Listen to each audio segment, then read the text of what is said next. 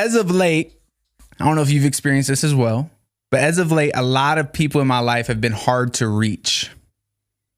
I've been getting left on red. I've had calls from close friends not get returned, and it seems like everybody is too busy. Now, I know what you're thinking. Maybe it's you, bro. You may be right. It may be me. Maybe I'm the friend who has time to hit up your phone. Maybe I'm the friend who thinks of a question and shoots it your way right away. Maybe I'm the friend who's feeling spontaneous and hits you up to go for a little quick breakfast or a little quick lunch in the middle of the week. Maybe it is me. But what if it's not? What if humanity is moving in this trajectory? What if what if being unavailable is the new normal? And I get it. I do. Truly, I understand. The economy sucks. People have families and people have responsibilities other than texting or calling back. I understand to a degree. But today I'm here to share with you the value of being available for people. I'm going to discuss with you how to separate yourself from being one of the sheep that fall into this pattern from being one of the goats who's there for people. So I heard something recently, very powerful stuff, on the Patrick Bet-David podcast, one of my favorite shows of all time. He's a Christian, he's a businessman, he's an entrepreneur, he knows what's going on in the culture, and he talks about these things openly. Great show. If you haven't checked it out, definitely recommend that. But he changed something for me when it came to my understanding of what it means to be available. He had on a guest named Charlie Kirk. And I don't know if you're familiar with Charlie Kirk, but he was a guest on the show. And he was discussing the difference between Trump's campaign and Ron DeSantis' campaign. And he shared with Pat and the millions of people listening just how accessible Donald Trump is and how inaccessible Ron DeSantis is.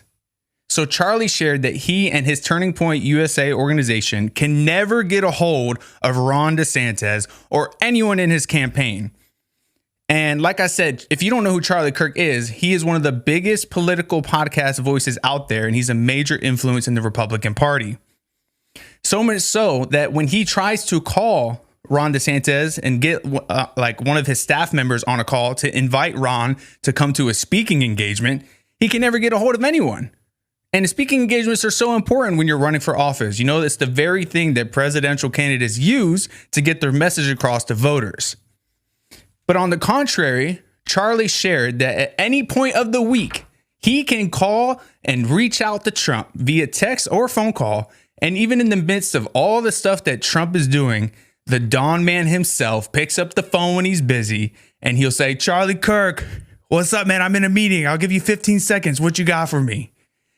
And then boom, Charlie hits him what he got. Trump goes back to what he's doing. And Charlie absolutely loved this about Trump. And he said that Trump being accessible is one of the top tier attributes that has elevated him as one of the greatest presidents of all time. And yes, I said presidents. I quoted him. I said it. I didn't say personalities. I understand he's not, the top tier camp counselor at the YMCA that many people are hoping for.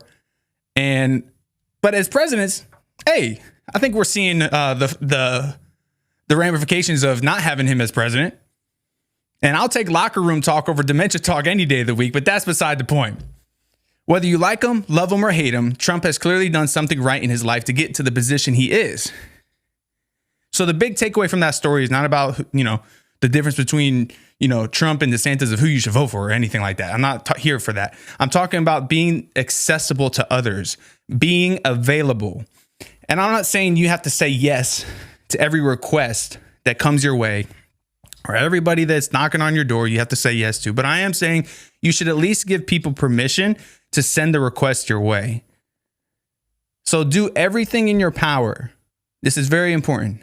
Do everything in your power to be someone that's willing to help. Be someone willing to serve. Be someone willing to listen. Be someone willing to refer. Be someone willing to respect. Be someone willing to support. And most of all, be someone willing to love. Because the majority of the time, it only takes 15 seconds to be willing and available. All right, let's get I Like Birds back on the screen before we get canceled. But yeah, man, think about this for a second, y'all. Imagine if we just dedicated 15-second windows to others. This world would be such a better place. This planet would be such a better place. And let me give you an example in my personal life of how 15 seconds changed an entire room and changed the entire night of a man playing guitar.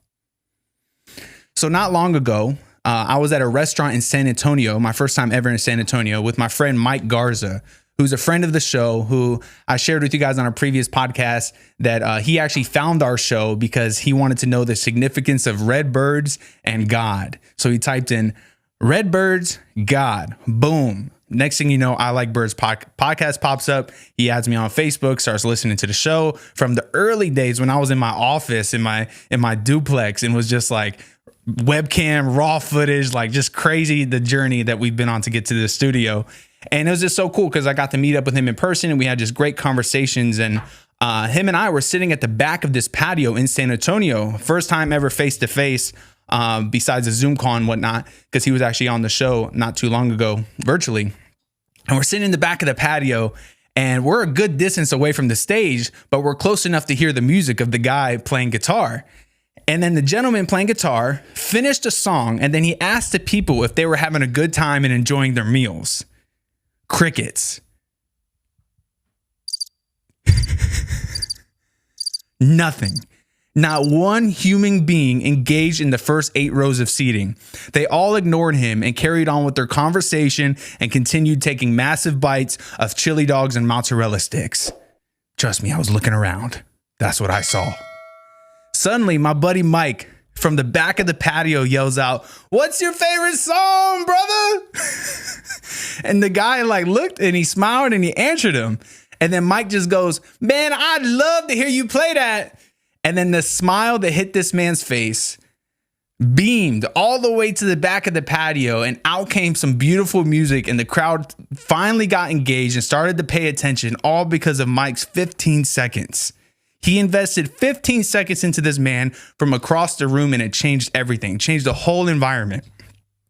Fast forward an hour later, Mike and I were in line to go to a Rush show, who just happens to be my favorite artist of all time, which the venue was incredible. It was beautiful. It was such a phenomenal night, and Rush really took care of his fans. Anyway, so we're waiting in this long line, and when we get a little bit closer, we see a new man playing guitar in the audience, for the audience that are in line. And I see this guy, and the Holy Spirit pulls me to replicate Mike and ask this gentleman what his favorite song is. He tells me it's an original that he wrote, and I said, "Man, I'd love to hear that. Can you play it for me?" And the smile was even more clearer and more brighter than the first guy's smile. And before you knew it, this man was jamming out his favorite OG, and people were hopping out of line and putting dollar bills in his guitar case, one by one, like boom, boom, boom, boom. The emotion on his face told the story. As more and more people blessed this man's talent one by one, it went from not being a single person even acknowledging this man and his guitar case being, enough singles to, maybe make my 4-year-old Malachi happy. But man, the amount of people paying this man for his talent grew exponentially from that one 15-second investment that I made in him. On the back of what Mike did, seeing him do that, I bobbed my head in this moment to the song that he was playing, and I enjoyed the dividends of my small investment. And the line started picking up steam again, and I was getting further and further away from this man.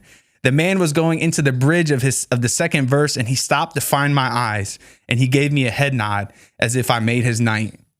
I nodded back, and I said I nodded back as if I said in my best Armani voice, "I got you." I was just like, "Yeah, come on, man, let's go." I was super hype about it. And here's the thing. I and Mike didn't do anything except invest 15 seconds into these men. Truly. We just said a few words, asked a question, smiled, boom, kept it moving, and the rest played out. And Mike and I, man, it was such a special night. We did this the entire night. Truly, we would bounce back and forth off of each other, and we were blessing people left and right. from a man with a prosthetic leg, because my boy Mike has one as well. He's an amputee, and he saw this dude had like a fancy one, and he was like, yo, like you got the good one. You got like good insurance. And he's like going up to him, talking to him, like chopping it up with him. And it was just so cool because like I'm seeing him minister to people. And I took my phone and I started filming it. I was like, man, this is so cool. Just seeing us just chopping it up with people that are strangers, you know, and just investing 15 seconds in them. And then we were even talking to a waitress for about 15 minutes that was at the patio that time. And unfortunately, she didn't know the Lord, but she was very hurt. She was very hurt. And we heard her out, and we heard why she didn't believe. And we encouraged her to, like, you know, if you're ever in this tough pickle and you're ever in the depths of life, and just cry out to the Lord to save you, and he will save you. You know, so we're basically, you know, we're sharing the gospel with her. And the emotions were coming out. So in my eyes, in my opinion, and from my experiences, it seems like we were planting some seeds that were going to begin sprouting within her slowly but surely, because that's the power of the Lord, man. It's the power of the gospel. And then right after that, man, there was this, we're like I said, we're at the back of the patio, and there was this couple, man, right beside us that I could see. Like, it was right behind Mike. I could see it. Like, when I was talking to Mike, I was looking at this couple, you know, simultaneously, and this couple was just so dry. Like, this gentleman was there with his wife, and they were a little bit older, probably like 50s, maybe 60s. I want to say like late 50s, early 60s, if that. And the dude had like an earpiece in, like one of those AirPods, and was like on his phone. And then the wife was just sitting there, bro, like nothing. Like she wasn't on her phone. She was just quiet, and they weren't talking to each other. They weren't engaging each other. And I said to Mike, I was like, bro, I'm about to get him. I'm about to get him going. And he's like, all right, bet. Like, I was like, yeah, when we leave, you know what time it is. We go over there, dude, and we start sharing like life with them. We put some fuel in there. We start asking them questions like why they're in San Antonio. We find out about their kids. We start talking about traveling the world and going to Africa and the book that I wrote, talking about the podcast and like why we're in San Antonio. We're just giving life. Boom, boom, boom. And we're able to invest in them. And that wasn't even 15 minutes. It was maybe 5. But I'm telling you, when we left, we saw the joy that, especially with the woman, the joy that she had about, wow, this wasn't a wasted time just sitting here at this patio dinner spot. It was more like, it was just so special because we invested our time into her. We saw the need and we met the need, you know, and that was just something so special because we were able to see that right away that all that took was us being willing and obedient to like the Holy Spirit. We were available for people. We could have been focused on just the Russ show or just our friendship, but we're over here like, even though him and I haven't connected as much as we probably would have wanted to that night, it wasn't just about us. It was about everything that the Lord was doing to us and through us. What does 15 seconds look like in your everyday life? It may look like just a greeting, saying hi to people, man. Do you do that when you're out? Do you talk to strangers? Or do you hide away under the mask of, oh, I'm an introvert? Don't be dry either if you're going to greet people. I encourage you to say something fresh like, yo, you got a little pep in your step. What'd you do this morning? How much better does that sound than, how are you? Good. I'm good too. Okay. Thanks. Bye. You know, even if you say how you doing, you know, and you keep it simple, say it with a smile. Say it like you actually care. Don't just say it for like the social norm. Say it like with a genuine heart. And once you open that doors with like a fresh greeting, like, yo, what'd you do this morning? It opens up more doors for convo. It opens up more doors for like getting to know the person.